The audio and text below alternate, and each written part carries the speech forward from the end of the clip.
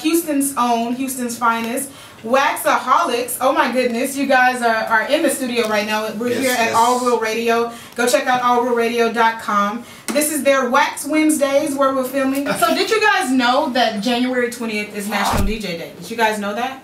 I was aware of it when you told me. That's when I found out, yeah. Let me ask you guys, how hard is it to do vinyl in a digital world that we live in right now? Good question. Well,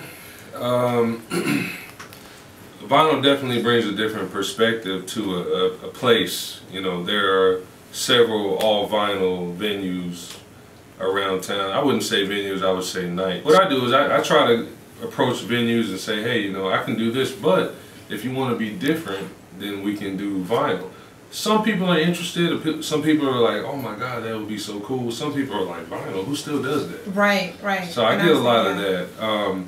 But when I started Waxaholics, it was just, hey, let me find a place that would let me play my old vinyl. I wasn't really looking in such a way that, hey, I want to get back to the element. I just had this vinyl and I want to continue playing. I wanted something different, something to separate me from the club on Saturday, Friday night, and you know, Wax was born.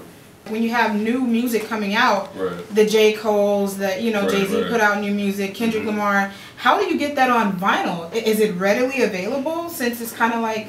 Not always. Okay. It's not always real. So yeah, it's scattered. Yeah, it just depends on the artist.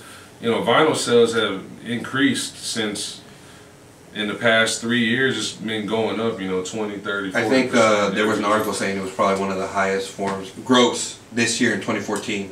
Wow. Yeah, so it was up like 150%. What's the difference between you guys as DJs and a 93.7, a Breakfast Club DJ? I think what it is just we don't play your typical music. I mean, we play, yeah, usually you're going to recognize music that might be hot at the moment, but you're not going to, when you come see us play at whatever, especially on a Wax night or any other night we're doing in Reeks and Spinning or Grief, you're not going to hear your typical everyday on the radio music.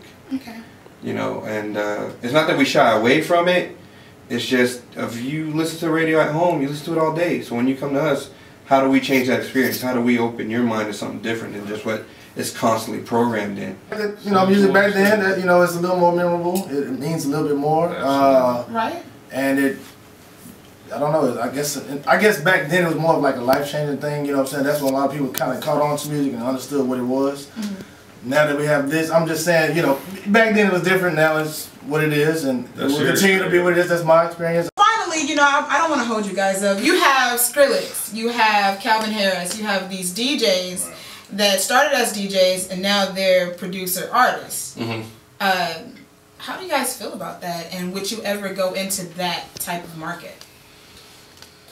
Well, I can't lie and say that I haven't touched on producing a little bit. It just comes with the DJing. I was going to Miami for the music festivals, and these guys were playing there, and it was, you know, they were actually DJing. You know, I'm not behind the deck, so I can't say if they are or if they aren't, but you know, you see a lot of stuff now.